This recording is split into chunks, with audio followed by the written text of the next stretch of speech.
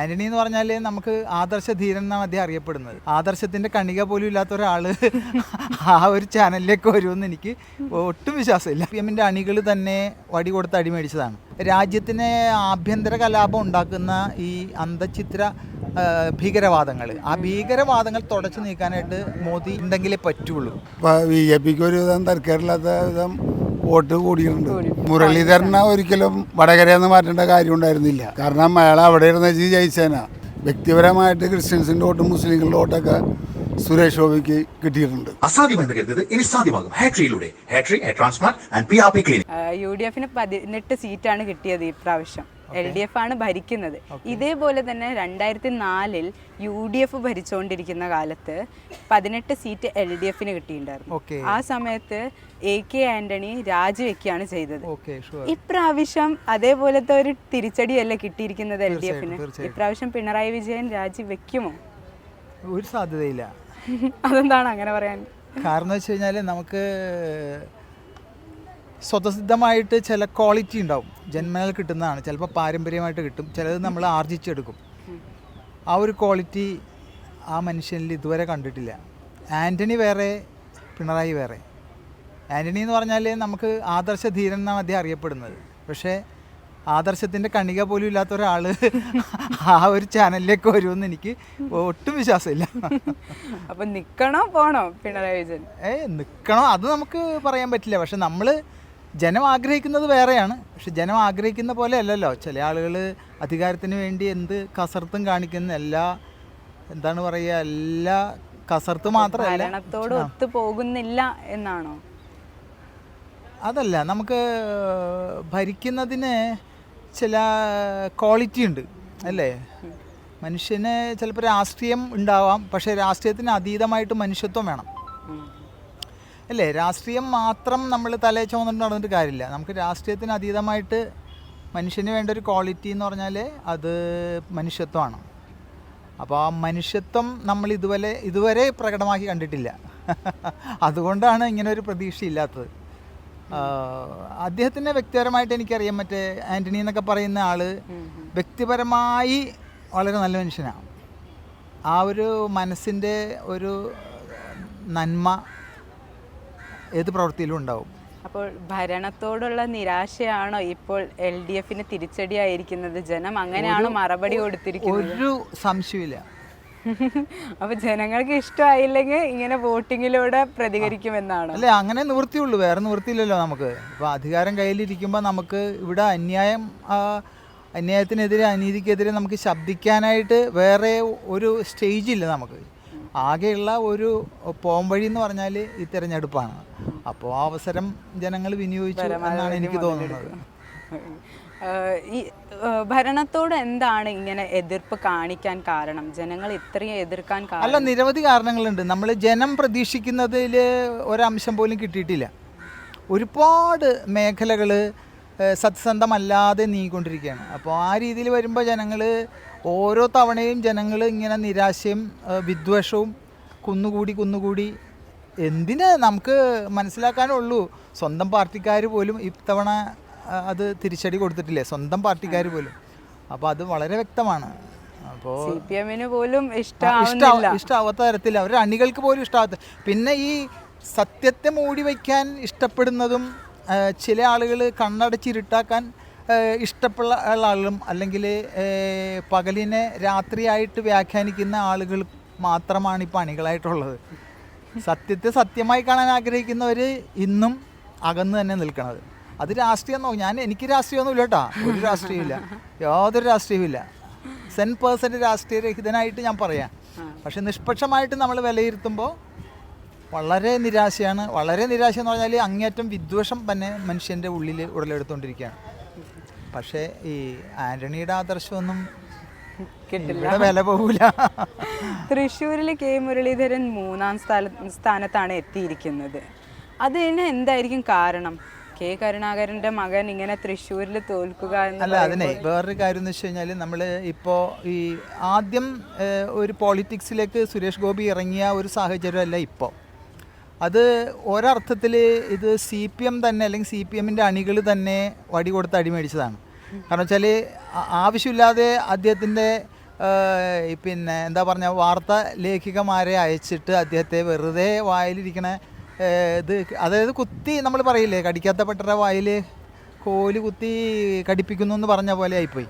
അപ്പോൾ കുറേയധികം പേര് നിസ്സാരമായ ഒരു കാര്യത്തിന് വളരെ നെഗ്ലിജിബിൾ ആയിട്ടുള്ളൊരു കാര്യമാണ് അല്ലേ ആ കുട്ടിയുടെ. അത് അദ്ദേഹത്തെ പേഴ്സണലായിട്ട് അറിയാവുന്നവർക്കറിയാം. സുരേഷ് ഗോപി എന്ന് പറഞ്ഞ വ്യക്തിയെ പേഴ്സണലായിട്ട് അറിയാവുന്നവർക്കറിയാം അദ്ദേഹത്തിൻ്റെ നിഷ്കളങ്കത.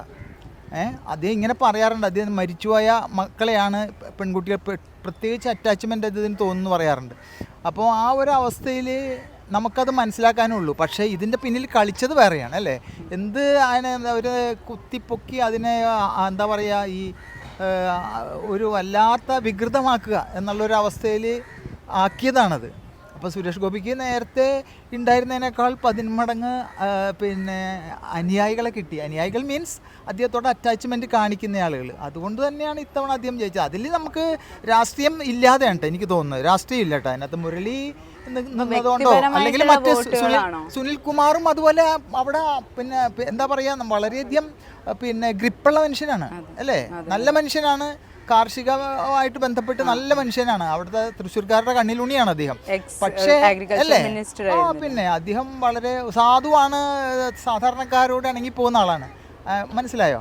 പക്ഷേ അദ്ദേഹം പോലും ഇതായില്ലേ. അപ്പം അതുകൊണ്ടാണ് ഞാൻ പറയുന്നത്, വേറൊന്നുമല്ല. സുരേഷ് ഗോപിക്ക് ഉണ്ടായ സുരേഷ് ഗോപിക്ക് വ്യക്തിപരമായിട്ടുള്ള വോട്ടുകളാണ് കിട്ടിയത്. തീർച്ചയായിട്ടും എന്നാണ് എൻ്റെ അഭിപ്രായം. വ്യക്തിപരമായാണ്, രാഷ്ട്രീയത്തിന് അതീതമായിട്ട് കിട്ടിയിരിക്കുകയാണ്. അത് സംശയമില്ല കാര്യത്തിൽ. മുരളീധരൻ രാഷ്ട്രീയം വിടുന്നു എന്ന് പറഞ്ഞിട്ടുണ്ടായിരുന്നു. അത് ഉണ്ടാവുമെന്ന് തോന്നുന്നില്ല. കാരണം അദ്ദേഹത്തിനെ അന്വയിപ്പിക്കാൻ വേണ്ടി അദ്ദേഹത്തിൻ്റെ പിന്നാലെ ആളുകളുണ്ട്. അപ്പോൾ കുറച്ചും കൂടി നല്ല ഏതെങ്കിലും ഒരു സ്ഥാനം രാഷ്ട്രീയ പാരമ്പര്യമായിട്ട് വന്നത്. അപ്പോൾ അത് ചിലപ്പോൾ അങ്ങനെ പെട്ടെന്ന് അദ്ദേഹത്തെ പിണക്കൂല ആളുകൾ. പിന്നെ ഇങ്ങനെ സംഭവിച്ചു, അതുകൊണ്ട് പിന്നെ വേറെ ചില അടിയൊഴുക്കുകളൊക്കെ ഉണ്ടായിട്ടുണ്ട് അവിടെ. അപ്പോൾ അതിൽ നിന്ന് നമുക്ക് എന്താണ് അതിനൊരു ഒന്ന് പരിഹരിക്കാനുള്ള മാർഗമെന്ന് രാഷ്ട്രീയപരമായിട്ട് അവർ ചിന്തിക്കുന്നുണ്ടാവും. അപ്പോൾ മുരളീനെ പിന്നെ അതാണ് ഒന്നും കൂടി സമാധാനിപ്പിച്ച് ആശ്വസിപ്പിച്ച് ഏതെങ്കിലും നല്ലൊരു സ്ഥാനം കൊടുക്കുമെന്നാണ് തോന്നുന്നത്. ഇപ്പോൾ തന്നെ പറഞ്ഞിരിക്കുന്നത് KPCC അധ്യക്ഷ സ്ഥാനം അല്ലെങ്കിൽ വയനാടുള്ള സീറ്റ് അല്ലെങ്കിൽ UDF കൺവീനർ. മിക്കവാറും എനിക്ക് തോന്നുന്നു വയനാട് സീറ്റ് കൊടുക്കാൻ സാധ്യതയുണ്ട്. അദ്ദേഹം MP ആവാൻ ആഗ്രഹിച്ച് നടന്നില്ല. കെ സുധാകരൻ പറഞ്ഞത് ഞാൻ KPCC അധ്യക്ഷ സീറ്റ് കൊടുക്കാം എന്നാണ്. അപ്പോൾ എന്തെങ്കിലും അങ്ങനെയുള്ള ഒരു വലിയ നീക്കുപോക്ക് ഉണ്ടാവും. അല്ല ഇങ്ങനെയാണ് സാധ്യത. വയനാട് സീറ്റ് കൊടുക്കാനാണ് എനിക്ക് തോന്നുന്നത് സാധ്യത. അതായിരിക്കും കുറച്ചും കൂടി എല്ലാവർക്കും അമിക്കബിൾ ആയിട്ടുള്ള ഒരു സെറ്റിൽമെന്റ് അതാണ്. ഇപ്പോൾ BJP ജയിച്ചു, എന്നാലും ജയിച്ചിട്ടില്ല. കാരണം എന്തെന്നാൽ സഖ്യപക്ഷങ്ങൾ ഇപ്പോഴും കലഹം ഉണ്ടാക്കിക്കൊണ്ടിരിക്കുകയാണ്. അപ്പോൾ ഭരണത്തിന് മുന്നേ ഇങ്ങനെയാണെങ്കിൽ ഭരണത്തിന് ശേഷം ഒരു ചെറിയ ക്രാഷ് ഉണ്ടാകാൻ സാധ്യതയുണ്ട്. കാരണം വെച്ചാലേ ഒന്നുകിൽ ചന്ദ്രബാബു നായിഡു അതെ അപ്പോൾ ഒന്നുകിൽ നമുക്ക് ഈ BJPക്ക് കുറച്ച് അഡ്ജസ്റ്റ്മെൻറ്റ് വിട്ടുവീഴ്ചകൾ ചെയ്യേണ്ടി വരും. വിട്ടുവീഴ്ചകൾ ചെയ്യാതെ കുറച്ച് അവരുടേതായ ഇംഗിതങ്ങൾക്ക് വഴങ്ങി കൊടുക്കേണ്ടി വരും. കാരണം ഒറ്റക്കക്ഷി ആയിരുന്നെങ്കിൽ അതൊന്നും വേണ്ടായിരുന്നു. പക്ഷെ ഇപ്പോൾ ഈ അണികൾക്ക് കൂട്ടുകക്ഷികൾക്ക് എന്തെങ്കിലും ചെറിയ ചെറിയ വിട്ടുവീഴ്ചകൾ ചെയ്ത് ചില കാര്യങ്ങളിൽ ഒരു ചെറിയ എന്താ പറയുക പുനർചിന്തനം നടത്തി മുന്നോട്ട് പോകാൻ പറ്റുള്ളൂ. കാരണം ഏതെങ്കിലും തരത്തിൽ അവരെ പിണക്കി കഴിഞ്ഞാൽ അപ്പുറത്ത് അല്ലേ, അപ്പോൾ സാധ്യതയുണ്ട്. അപ്പോൾ പരമാവധി വിട്ടുവീഴ്ച ചെയ്യുമെന്നാണ് എനിക്ക് തോന്നുന്നത്. ഇനി മോദിയുടെ ഭരണം, വരാൻ പോകുന്ന ഭരണം എങ്ങനെ ആകണം അല്ലെങ്കിൽ എങ്ങനെ ആയിരിക്കും? അതെ ഞാൻ പറയുന്നത്, അദ്ദേഹം എങ്ങനെ ആയാലും പേഴ്സണലി കുറച്ചും കൂടി പക്വത വേണം അദ്ദേഹത്തിന്. കാരണം വെച്ചാൽ രാഷ്ട്രീയ എതിരാളികൾ അല്ലെങ്കിൽ പ്രതിപക്ഷത്തുള്ളവരെ ബഹുമാനിക്കാൻ ആദ്യം പഠിക്കണം. ഇത് വളരെ ബഹുമാനം കുറഞ്ഞ രീതിയിലാണ് എനിക്ക് വളരെ പേഴ്സണലായിട്ട് വളരെ ബുദ്ധിമുട്ട് തോന്നാറുണ്ട് ചില സമയങ്ങളിലൊക്കെ. അപ്പോൾ നമ്മൾ എത്ര ഇതാണെങ്കിലും ഒരാളെ നമ്മൾ തരം താഴ്ത്തി, അദ്ദേഹം നമ്മുടെ എതിരാളി ആയിരിക്കാം, പക്ഷേ പബ്ലിക്കായിട്ട് അദ്ദേഹത്തെ അവഹേളിക്കുന്നത് ഒരു നല്ല പേഴ്സണാലിറ്റി അല്ല അല്ലേ. അല്ല പബ്ലിക്കായിട്ട് പ്രസംഗിക്കുമ്പോഴൊക്കെ അങ്ങനെ എനിക്ക് തോന്നിയിട്ടുണ്ട്. അപ്പോൾ ഇത് എനിക്ക് പലപ്പോഴും ഫീൽ ചെയ്തിട്ടുള്ളതാണ്. അപ്പോൾ നമ്മളൊരു ആദ്യം തന്നെ ഒരു നല്ല വ്യക്തിയാകുക അല്ലേ, എന്നിട്ട് രാഷ്ട്രീയക്കാരനാകുക, അതാണ് വേണ്ടത്. ഇതുവരെയുള്ള മോദിയുടെ ഭരണത്തെ പറ്റി എന്താണ് പറയുന്നത്? മോദിയുടെ ഭരണത്തിൽ പല മേഖലകളിലും നല്ല ഭരണം കാഴ്ചവെച്ചിട്ടുണ്ട്, പല മേഖലകളിലും. പിന്നെ ഇങ്ങനെയുള്ള ചില കാര്യങ്ങൾ എതിരാളികളെ തുറങ്കിലടക്കുക ആ രീതിയിലൊക്കെ ഒന്നും നമുക്ക് താല്പര്യമില്ല. കണ്ണടച്ച് ഒരാളെ അതൊക്കെ എന്ന് വെച്ചാൽ എല്ലാവർക്കും അതിനോട് വിദ്വേഷമുണ്ട് അല്ലെങ്കിൽ അതിനോട് പിന്നെ വിയോജിപ്പുണ്ട്. അപ്പോൾ ആ രീതിയൊക്കെ മാറ്റിയിട്ട് പിന്നെ അദ്ദേഹത്തിൻ്റെ വേറൊരു മെച്ചമെന്ന് വെച്ചാൽ അദ്ദേഹം എനിക്ക് തോന്നുന്നത് നമ്മുടെ ആഗോളതലത്തിൽ ഇന്ത്യയെ ഒന്ന് അദ്ദേഹത്തിൻ്റെ ഒരു സ്വപ്നമാണെന്ന് എനിക്ക് തോന്നുന്നു. ആഗോളതലത്തിൽ ഒരു 5-8 കൊല്ലം കൂടി കഴിയുമ്പോഴത്തേനും ഇതിനെ ഒന്ന് നമ്മൾ ഇപ്പം 3-ാം സ്ഥാനത്തെങ്കിലും ആക്കണമെന്നുള്ളൊരു ആഗ്രഹം ഉണ്ടല്ലോ, അത് അദ്ദേഹത്തിൻ്റെ ഒരു വലിയ സ്വപ്നമാണ്. അതുപോലെ തന്നെ രാജ്യത്തിന് ആഭ്യന്തര കലാപം ഉണ്ടാക്കുന്ന ഈ അന്തഃഛിദ്ര ഭീകരവാദങ്ങൾ, ആ ഭീകരവാദങ്ങൾ തുടച്ചു നീക്കാനായിട്ട് മോദി ഉണ്ടെങ്കിലേ പറ്റുള്ളൂ, അതുറപ്പാണ്. യു പിയിൽ പോലും BJPക്ക് വോട്ട് കുറഞ്ഞിരിക്കുകയാണ്. മൊത്തത്തിൽ നോക്കിയാൽ ഇന്ത്യയിൽ വോട്ട് കുറഞ്ഞിരിക്കുകയാണ് BJPക്ക്. അതിനെന്തായിരിക്കും കാരണം? യു പിയിലെ ഭരണത്തിൻ്റെ ഏതെങ്കിലും തകരാറായിരിക്കാനാണ് സാധ്യത. യു പിയിലെ അദ്ദേഹമല്ലേ ഭരിച്ചുകൊണ്ടിരുന്നത്. അപ്പോൾ ഏതെങ്കിലും വീഴ്ച സംഭവിച്ചു എനിക്ക് തോന്നണതാണ്. അദ്ദേഹത്തിൻ്റെ പേഴ്സണലായിട്ടുള്ള ഏതെങ്കിലും ഫെയിലിയർ ആയിരിക്കോ, പ്രവർത്തനങ്ങളിലുള്ള ഫെയിലിയർ ആയിരിക്കോ എന്നാണ് തോന്നുന്നത്. അല്ലാതെ ഒരു കോമൺ ആയിട്ടുള്ള ഒരു റിഫ്ലക്ഷൻ വരെ കിട്ടിയതാണ്. അതെ അപ്പൊ അതാണ് എനിക്ക് തോന്നണത്. സീറ്റ് പിടിക്കാൻ പറ്റിയില്ല, അതാണ് എനിക്ക് തോന്നുന്നത്. ഇത് പേഴ്സണലായിട്ട് അവിടുത്തെ ഏതൊരു പിന്നെ ഓപ്പോസിറ്റ് റിഫ്ലക്ഷൻ ആണത്. അങ്ങനെ ആയിരിക്കുള്ളൂ. Okay, thank you so much. ഇപ്രാവശ്യം UDFനാണ് 18 സീറ്റ് കിട്ടിയിരിക്കുന്നത് അല്ല, LDF ആണ് ഭരിച്ചുകൊണ്ടിരിക്കുന്നത്. ഇതേപോലെ തന്നെ 2004-ൽ UDF ഭരിച്ചുകൊണ്ടിരിക്കുമ്പോൾ LDFന് 18 സീറ്റ് കിട്ടിയിട്ടുണ്ടായിരുന്നു. ആ സമയം AK ആൻ്റണി മുഖ്യമന്ത്രി പദവി ഒഴിഞ്ഞു കൊടുക്കുകയാണ് ചെയ്തത്, രാജിവെക്കുകയാണ് ചെയ്തത്. ഇപ്രാവശ്യം അങ്ങനെ പിണറായി വിജയൻ ചെയ്യും എന്ന് തോന്നുന്നുണ്ടോ? അതിൻ്റെ ആവശ്യമില്ലല്ലോ. ഇത് ദേശീയ രാഷ്ട്രീയമല്ലേ. ദേശീയ രാഷ്ട്രീയത്തിൽ ഇപ്പോൾ കഴിഞ്ഞ പ്രാവശ്യം അങ്ങനെ ഉണ്ടായിരുന്നല്ല. 19 സീറ്റ് UDF നേടിയല്ല, ഒരു സീറ്റല്ലേ കിട്ടിയുള്ളൂ, ആലപ്പുഴ. ഇപ്രാവശ്യം ആലപ്പുഴ മാറിയിട്ട് ആലത്തൂരായി. ആലപ്പുഴ പോകാൻ കാരണം എന്തായിരിക്കും തോന്നുന്നത്? കാരണം ഒന്നുമില്ല, ജനങ്ങൾ വോട്ട് അങ്ങടെയാണ്. ഇപ്പം BJPക്ക് ഒരു വിധം തരക്കേടില്ലാത്ത വിധം വോട്ട് കൂടിയിട്ടുണ്ട്. അപ്പം ആലപ്പുഴയിലും കൂടിയിട്ടുണ്ട്. എന്താണ് ഇങ്ങനെ മാറി വോട്ട് ചെയ്യാൻ കാരണം എന്തായിരിക്കും? ജനങ്ങളും മാറണമെന്ന് പറഞ്ഞിട്ടുണ്ടെങ്കിൽ ജനത്തിന് എന്തെങ്കിലുമൊക്കെ വേണമല്ലോ. അപ്പം അതിനനുസരിച്ച് ജനങ്ങളങ്ങനെ മാറിക്കൊണ്ടിരിക്കും. ജനങ്ങളാണല്ലോ വോട്ട് ചെയ്യണത്. ജനങ്ങൾക്ക് കിട്ടുന്നില്ല എന്നാണോ? അങ്ങനല്ല, ജനങ്ങൾക്ക് ആവശ്യത്തിനെല്ലാം കിട്ടുന്നുണ്ട്. പക്ഷെ ഒരു വിഭാഗത്തിന് കിട്ടാണ്ടാവുമ്പോ അവര് അത് തുറന്നു പറയും. ഇങ്ങനെ ഭരണത്തോടാണോ ഇങ്ങനെ? ഭരണമൊന്നും കുഴപ്പമില്ല, ഭരണത്തിന്റെ പ്രതികാരം ഇങ്ങനെ വോട്ടിലൂടെ പ്രകടമാക്കുവാണോ? അങ്ങനെ ഉണ്ടാകാല്ല. അങ്ങനെ അതാണല്ലോ ജനത്തിന് കിട്ടുന്ന ഒരു അവസരം. പക്ഷെ ഭരണത്തിന് എന്താണ് ഒരു കുഴപ്പം? അല്ല, ഒരു കുഴപ്പമില്ല. ഇപ്പൊ കേരള ഭരണം എന്ന് പറഞ്ഞിട്ടുണ്ടെങ്കിൽ വലിയ കുഴപ്പമില്ലാണ്ട് പോകുന്നുണ്ട്. ആദ്യത്തെ ഭരണമാണോ ഇപ്പോഴത്തെ ഭരണമാണോ? ആദ്യത്തെ ഭരണം തന്നെയാണ്. ആദ്യത്തെ ഭരണം. ഇപ്പോഴത്തെ ഭരണത്തിന് അല്ല, ഇപ്പോഴത്തെ ഭരണത്തിന് കുഴപ്പമൊന്നുമില്ല. എങ്കിലും ഇപ്പോഴത്തെ ഭരണത്തിനെക്കാട്ടി നല്ലത് ആദ്യത്തെ ഭരണം തന്നെയായിരുന്നു പിണറായിയുടെ. ഇപ്പോൾ കുറെ കേസുകളൊക്കെ ഉണ്ടല്ലോ പിണറായി. കുറെ പ്രശ്നങ്ങൾ വന്ന് അതൊക്കെ മുൻകൂട്ടി കണ്ട് ചെയ്യേണ്ടതായിരുന്നു. പക്ഷെ അതല്ല ഇപ്പൊ ക്ലിയർ ചെയ്യും, ക്ലിയർ ആവും. അതെ, ഇപ്പൊ ഈ പാർലമെന്റ് ഇലക്ഷനിൽ സംഭവിച്ച ഇതനുസരിച്ച് അതെല്ലാം വിലയിരുത്തിക്കൊണ്ട് തന്നെ മുന്നോട്ട് പോകും എന്നുള്ളൊരു പ്രതീക്ഷ തന്നെയാണ് നമ്മളൊക്കെ. തൃശ്ശൂരിൽ ഇപ്പോൾ K മുരളീധരൻ 3-ാം സ്ഥാനത്താണ് എത്തിയത്. എന്തായിരിക്കും കാരണം? കാരണം എന്ന് പറഞ്ഞിട്ടുണ്ടെങ്കിൽ അല്ല, മുരളീധരനെ ഒരിക്കലും വടകരയെന്ന് മാറ്റേണ്ട കാര്യം ഉണ്ടായിരുന്നില്ല കോൺഗ്രസ്. അതെ, തെറ്റ് തന്നെയാണ്. കാരണം അയാൾ അവിടെ ഇരുന്ന് ജയിച്ചേനാ. പിന്നെ കർണാടകന്റെ തട്ടകം എന്ന് പറയുന്ന ഒരു സ്ഥലമാണ് തൃശ്ശൂർ. ഷാഫി പറമ്പിലാണ് വടകരയിൽ ജയിച്ചത്. ഇപ്പോൾ ഷാഫി പറമ്പിലിന് ഉള്ളതിനേക്കാൾ കൂടുതൽ ഭൂരിപക്ഷം മുരളീധരന് കിട്ടും എന്ന് അത് നമുക്ക് പറയാൻ പറ്റില്ല. കാരണം കോൺഗ്രസ് പാർട്ടിയുടെ ഈ ആളുകളുടെ സമുദായം കൂടി നോക്കണമല്ലോ. ഇപ്പോൾ ഒരേ മണ്ഡലത്തിലെന്ന് പറഞ്ഞാൽ പല നിയമസഭ ഉണ്ടെങ്കിലും സമുദായങ്ങൾ, ഹിന്ദു ആയാലും മുസ്ലിം ആയാലും ക്രിസ്ത്യാനി ആയാലും അവരൊക്കെ ഒരുവിധം വോട്ട് ചെയ്യുന്നവരാണ്. ക്രിസ്ത്യൻസ് എന്ന് പറഞ്ഞാൽ മുസ്ലിംസ് എന്ന് പറഞ്ഞാൽ കൂടുതലും കോൺഗ്രസ്സിന് വോട്ട് ചെയ്യുന്ന ആൾക്കാരാണ്. അവിടെയാണ് കോൺഗ്രസിൻ്റെ മുരളീധരൻ 3-ാം സ്ഥാനത്ത് പോയത്, 2-ാം സ്ഥാനത്തും അല്ല. അവിടെ നമ്മളൊക്കെ വിചാരം പോയത് സുനിൽകുമാർ ജയിക്കും തൃശ്ശൂർ എന്നുള്ളത് തന്നെയായിരുന്നു. പിന്നെ സുരേഷ് ഗോപി കുറേ അല്ല അവിടെ കിടന്ന് കളയണ്ട, പാവം, ജയിക്കട്ടെ. സുരേഷ് ഗോപിക്ക് വ്യക്തിപരമായിട്ടുള്ള വോട്ടുകൾ കിട്ടി. അല്ലെങ്കിൽ സുരേഷ് ഗോപി അവിടെ ജയിക്കില്ല. BJPയുടെ വോട്ടല്ല, വ്യക്തിപരമായിട്ട് ക്രിസ്ത്യൻസിൻ്റെ വോട്ടും മുസ്ലിങ്ങളുടെ വോട്ടൊക്കെ സുരേഷ് ഗോപിക്ക് കിട്ടിയിട്ടുണ്ട്. അത് തർക്കമൊന്നുമില്ല. മുരളീധരൻ പാർട്ടി വിടാൻ രാഷ്ട്രീയം വിടാൻ പോകുന്നു. എവിടെ പോണു?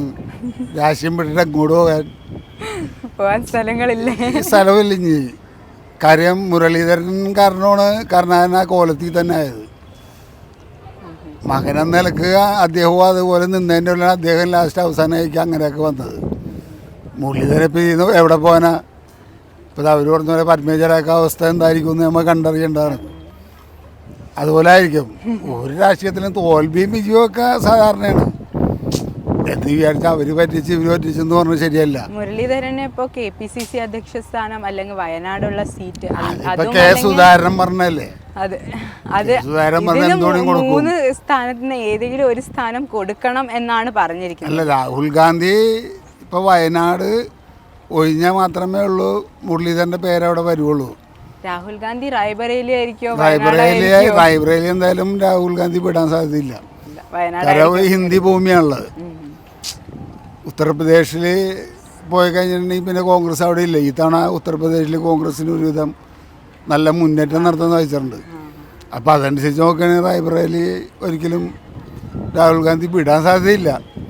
വിടുകയാണെങ്കിൽ ഇപ്പോൾ പറഞ്ഞ പോലെ ഉത്തർപ്രദേശിൽ കോൺഗ്രസിന് നല്ല വോട്ടുകൾ കിട്ടിയിട്ടുണ്ടെങ്കിലും BJPയുടെ വോട്ട് കുറയുകയാണ് ചെയ്തത്. അതെന്തായിരിക്കും കാരണം? അത് അവിടുത്തെ ഭരണത്തിൻ്റെ ഇതായിരിക്കുള്ളൂ. അല്ലാണ്ട് രാമമന്ദിരമൊക്കെ കൊടുത്തിട്ടും അവിടെ തന്നെ അതെ, അവിടെ തന്നെ പാർലമെന്റിൽ അവരുടെ സ്ഥാനാർത്ഥി തോറ്റല്ല. അപ്പൊ അതിലൊക്കെ ജനത്തിന് എന്തെങ്കിലുമൊക്കെ ഞമ്മ ഇവിടെ ഇരുന്ന് പറഞ്ഞ പോലെയല്ല. ഇപ്പോൾ BJP ജയിച്ചു എന്ന് പറഞ്ഞാലും ജയിച്ചിട്ടില്ല. BJPക്ക് കഴിഞ്ഞ അവിടുത്തെ ഒറ്റക്കുള്ള ഭൂരിപക്ഷമൊന്നുമില്ല. സഖ്യപക്ഷങ്ങളൊക്കെ എതിരായിട്ട് നിൽക്കുകയാണ്. ഇപ്പോൾ കുറെ കലഹങ്ങളൊക്കെ അതിനുള്ളിൽ തന്നെ നടക്കുന്നുണ്ട്. ഇപ്പൊ നരേന്ദ്രമോദി പ്രധാനമന്ത്രിയായിട്ട് സത്യപ്രതിജ്ഞ ചെയ്യാൻ പോയാണല്ലോ. അപ്പൊ അതില് ഘടകകക്ഷികൾ പറഞ്ഞു ഞങ്ങൾക്ക് ഭരണത്തിന് മുന്നേ ഇങ്ങനെയാണ് കലഹങ്ങൾ ഉണ്ടാക്കുകയാണെങ്കിൽ ഭരണത്തിന് ശേഷം എന്തായിരിക്കും?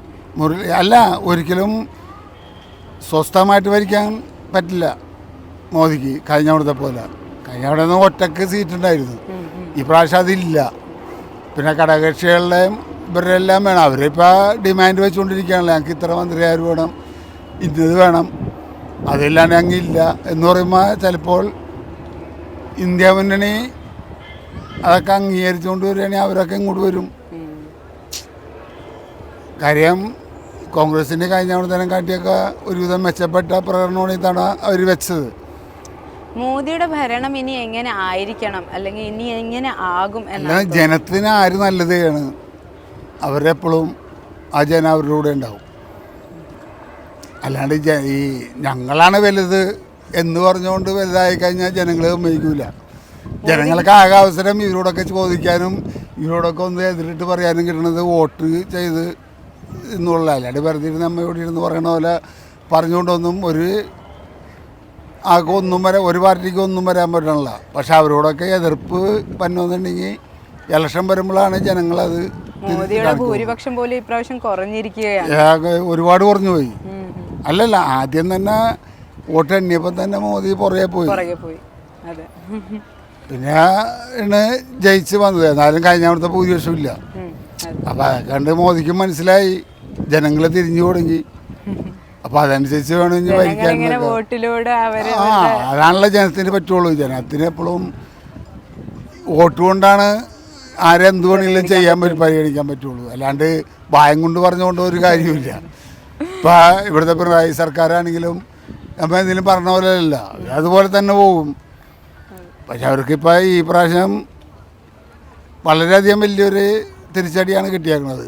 LDFന് വോട്ട് കുറഞ്ഞതിൽ ഒരുപാട് വോട്ട് കുറഞ്ഞില്ല. മാത്രമല്ല സീറ്റ് പോലും കിട്ടിയില്ല.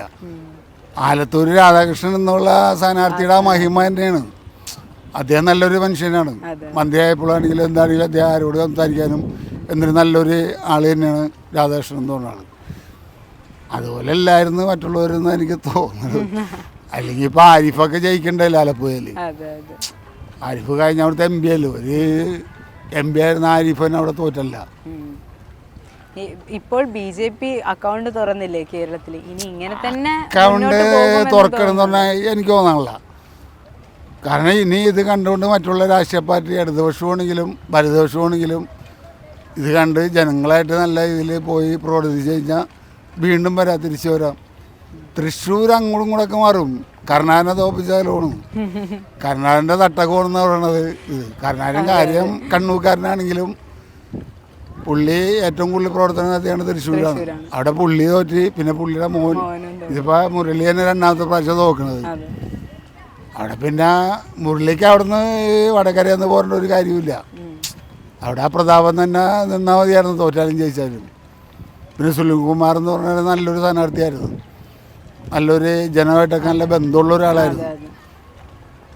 അദ്ദേഹം തോറ്റില്ലേ? അപ്പോൾ അതൊക്കെയാണ് പറയണത്. ഇപ്പോൾ BJP തന്നെ അവിടെ തന്നെ എന്ന് പറഞ്ഞാൽ BJPയുടെ വോട്ട് കൊണ്ടല്ല സുരേഷ് ഗോപി അവിടെ ജയിച്ചത്. ക്രിസ്ത്യൻസിൻ്റെ വോട്ട് ശരിക്ക് കിട്ടിയിട്ടുണ്ട്. പിന്നെ മുസ്ലിങ്ങളുടെ ഒരു ഭാഗം വോട്ടും സുരേഷ് ഗോപിക്ക് അവിടെ കിട്ടിയിട്ടുണ്ട്. സുരേഷ് ഗോപി എന്ന ഒരു മനുഷ്യനിക്കായിട്ട് ചെയ്താണ് അത്, BJP ആയിട്ട് ചെയ്തതല്ല അത്. അപ്പോൾ സുരേഷ് ഗോപി ഇനി അതുമനുസരിച്ച് മുന്നോട്ട് പോവുള്ളൂ. Okay, thank you so much ചേട്ടാ. ഓക്കെ.